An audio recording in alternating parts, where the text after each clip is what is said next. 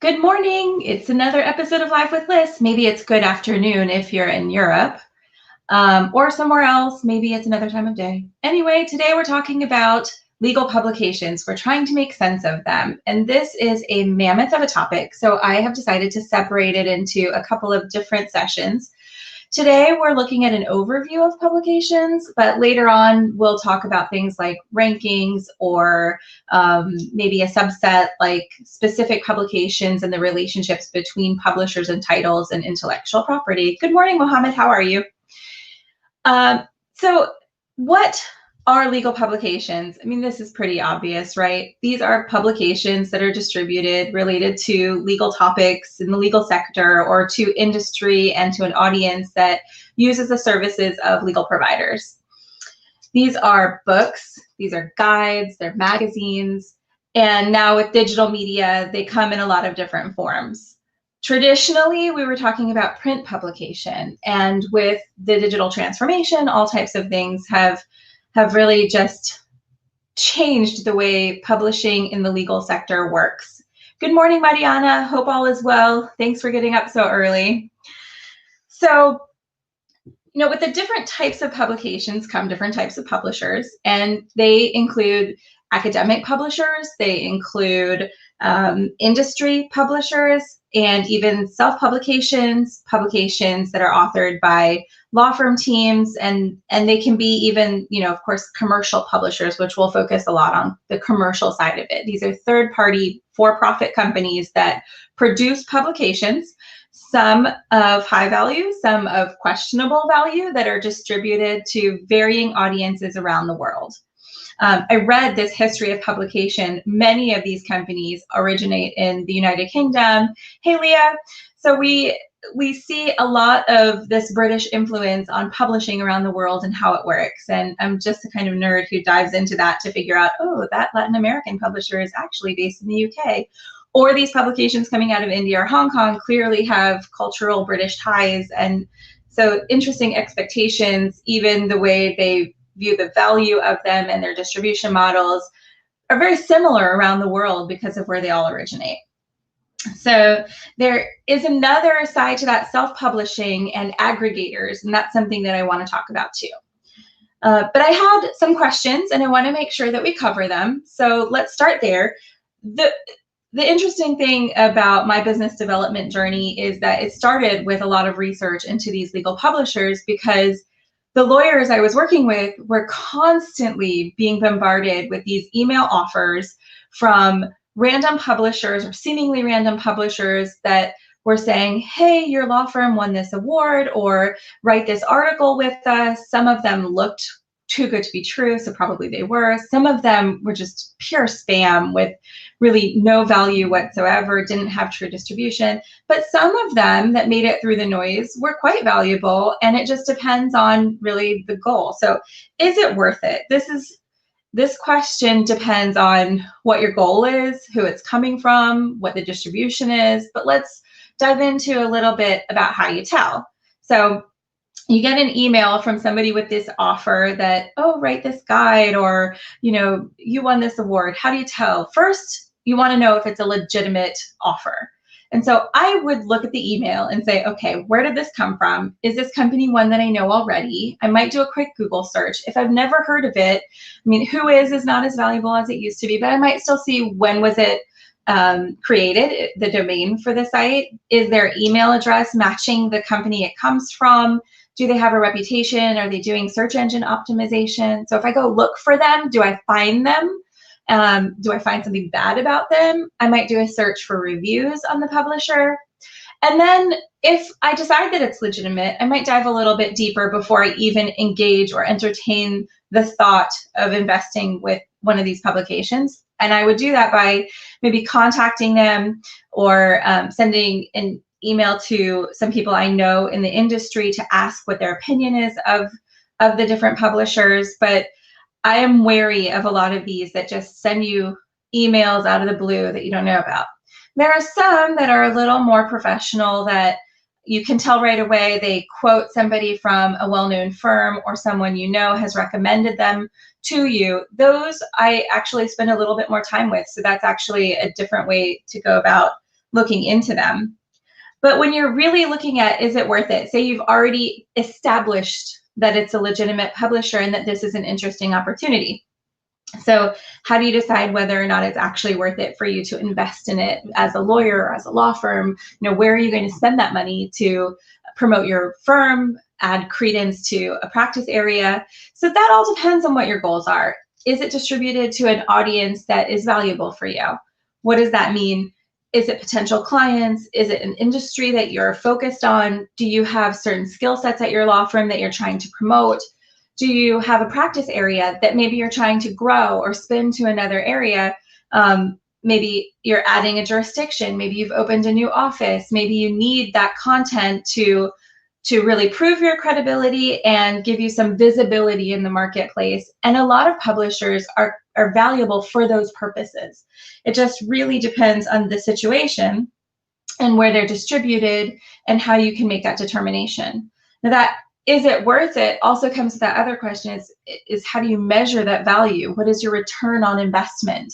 And so sometimes I recommend to a firm that is really interested in a publication that you don't just do it for one cycle. Maybe you try a few different times and you look at their distribution figures and you look at your analytics and you actually measure that return on the investment.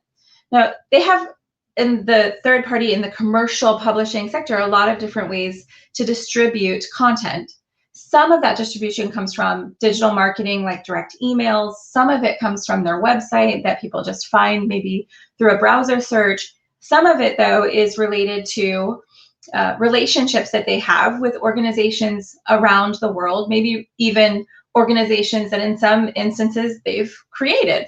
Like, I'll use Law Business Research as an example, which has combined with Glow Business Media. And so, seems to all be called Law Business Research now. I think before COVID-19, they were still trying to figure out how they work together. Buenos dias, Evangelina. And so for Law Business Research, you've got this huge umbrella and then a lot of different titles and types of publications and channels of distribution underneath it. So you have Lexology, an aggregator, you have different magazines like The Latin Lawyer, you have LACA, the Latin American Corporate Counsel Association, an organization that seems to have been created, Who's Who Legal, which is now connected to, these other rankings under other organizations that have now come together. And it becomes really confusing to understand who you're dealing with and whether or not different channels of distribution are effective for you and whether or not you're going to get a return. But I find that, and Law Business Research is actually one that I recommend often. I like their analytics and the ability to measure that return on investment. So if you're using analytics for your website, for example, and your goal is to try and drive traffic to your website with the content that you're publishing, you might want to go with one of these companies that has multiple channels of distribution and relationships with organizations that further distribute their content so that you can get a wider audience and more visibility, maybe accomplish some name recognition, and eventually and hopefully get new clients out of these publications. It is often very difficult to determine where those clients come from and whether or not these publications have any influence on them choosing to work with you. But now, with all of the analytics that are available and the way that we can track how people communicate with us and come to us, and even just pointedly asking them, how did you find our firm? Oftentimes people will cite these publications or they'll use them as a resource for information and be able to rely on your firm and the credibility that you offer because you've put yourself out there through these channels of distribution. Now back to that aggregator thing. So what is this aggregator? This is self-publishing. So if you're producing content and you're just publishing it on your website, maybe you've got your newsletter or your blog, or you're actually drafting articles or guides that you're publishing on your own website, you don't want them to just sit on your website by themselves. And it's valuable still, don't get me wrong, but they have these aggregators out there. These are still third-party commercial companies that have this ability to distribute your content to a much wider audience. And the two that I am most familiar with that I have used frequently are Lexology and Mondac. There are some others out there, like the traditional publishers that you think of, like Thomson Reuters and Bloomberg, where maybe they pay you to write, and then your content lives with them, and then they distribute it. But the model for Mondac and Lexology has actually changed a little bit in the last couple of years. But basically, you publish content, goes to your website, and then those companies scrape that content that you've built and published, and then they publish it for you to all of the different organizations they're related to and through their channels of distribution, through their social media channels, through their newsletters and direct email marketing. And that gets you a wider audience, and hopefully one that's targeted to your needs. I have seen this be effective, and I bring up Mondac and Lexology. I've seen more competition between them in the last couple of years, and enforcing some of the exclusivity of certain topics or titles or the way they work. They're also offering new publications in recent years, and this exclusivity can be tricky, but it does get you that wider audience. So if you go to one of these companies and say, okay, well, who are you connected with and what are the organizations that you work with? They both have interesting and varied lists of connections to different organizations. And all of a sudden, the content you created for your website might end up in a newsletter for AIPLA or one of these other organizations that are out there that are industry related. So let's see. I got another question. Why should I pay to write? Why should you pay to write? Okay, that's a good question. I have worked with lawyers who say, I know so much about what I do. I'm very esteemed and I should never pay to write. People should be paying me to write. Well, there are some publishers out there who will pay you to write. And it just depends on how you want to spend your time and on what that looks like for you. Sometimes they might pay you to write a little bit and maybe even not charge you, but let you write for free for them. And then that content sometimes lives behind a firewall and you don't get the distribution that you're looking for, and the analytics at the end of the day might not make sense. There are some instances where that's valuable. There are some situations where that makes sense. But I would say it really just depends on what your goals are as to whether or not you should be paying to use these third-party publishers and investing in spreading the word about your content. Okay, thanks, Ahu. Yeah, so there are a lot of different ways to look at that. If you don't feel like you should pay to write and you absolutely refuse to do it, that doesn't mean you can't get your distribution out there. You can do it on your own and certainly publish through your website. You don't have, nobody's forcing you to pay to be part of this. And then there are other publications out there that that you don't have to pay for. If you have something newsworthy, you might just send a press release to a bunch of different reporters out there, because there are reporters in the legal sector. Or maybe you, if you do have something newsworthy, not just sending an email with a press release or making a phone call and saying you should cover this. You could blog, you could do a guest, you could do something like Live with Liz and get your message out there in a lot of different ways without having to pay a lot of money to a third-party commercial publisher. There are this concept of pay to play. That's something we're going to cover in another session when we talk about rankings and awards and advertising and things like that go along with legal publications. But this is just kind of the general overview. So the takeaway here is there are a lot of different types of publications.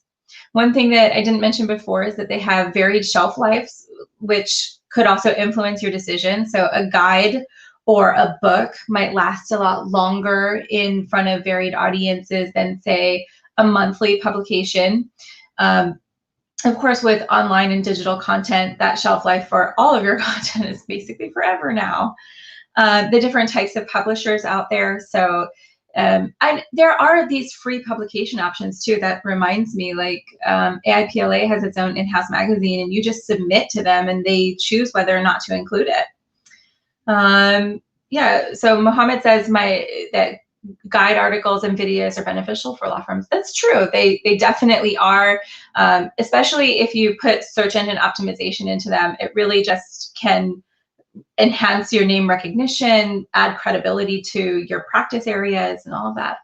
Well, we're wrapping up now, so if you have more questions about just the general overview on legal publications, shoot them over to me at solutions@firmforward.com.